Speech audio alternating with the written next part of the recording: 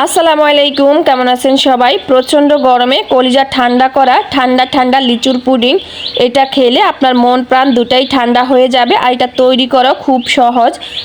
পুডিংটা তৈরি করার জন্য এখানে আমি কিছু লিচু নিয়েছি, লিচুগুলো খোসা ছাড়িয়ে নিয়েছি।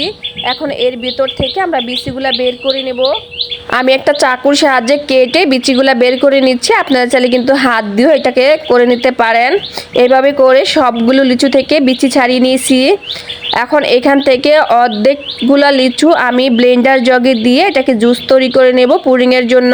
আর বাকি অর্ধেকগুলো আমি এইভাবে আস্ত ব্যবহার করব পুডিংয়ে। এখানে আমি একটা ব্লেন্ডার জগে নিয়ে এটাকে জুস তৈরি করে নিচ্ছি। আপনারা চাইলে কিন্তু শিলপাটাতে বেটে এই কাজটা করে নিতে পারেন। এই তো আমি ব্লেন্ডার জগে গুঁড়িয়ে তারপর এটাকে জুস তৈরি করে নিয়েছি। এখন যে পাত্রে পুডিংয়ের মিশ্রণটা রান্না করব ওই পাত্রের উপরে একটা চালনি বসিয়ে এটাকে খুব ভালো করে চেলে নিচ্ছি। অবশ্যই এটাকে চেলে নিতে হবে, তা না হলে যে বাড়তি অংশগুলো এগুলো থাকলে পুডিংটা খেতে ভালো লাগবে না। এখন ওই লিচুর জুসের সাথে আমি দিয়ে দিচ্ছি আরও 2 কাপ পানি, দিয়ে দিচ্ছি হাফ কাপ চিনি। অবশ্যই চিনিটা বুঝে শুনে দিতে হবে। দিয়ে দিচ্ছি 1 টেবিল চামচ আগার আগার। এখন সব কিছু একসাথে নেড়ে চেড়ে মিশিয়ে নিচ্ছি। আমি কিন্তু এখনও চুলাটা ধরাইনি, সব উপকরণ একসাথে মিশিয়ে তারপর চুলাটা ধরিয়ে দিয়েছি।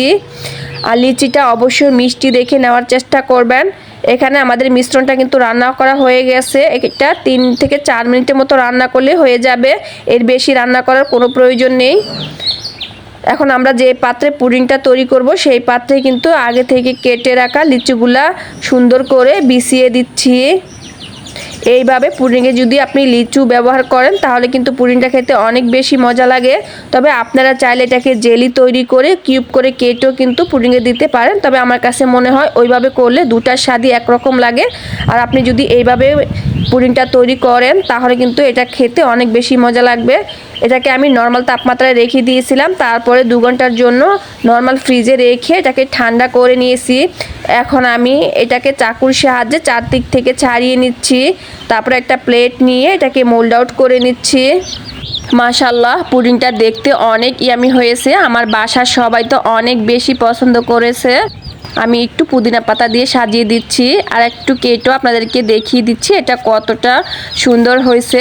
বন্ধুরা, আপনারা বাসায় কিন্তু অবশ্যই এই লিচুর মৌসুমে এই মজার লিচুর পুডিংটা তৈরি করে সবার মন জয় করে নিতে পারবেন। আজকের রেসিপিটা ভালো লাগলে লাইক, কমেন্ট, শেয়ার করতে একদম ভুলবেন না। সবাই ভালো থাকবেন, নিরাপদে থাকবেন। আল্লাহ হাফেজ।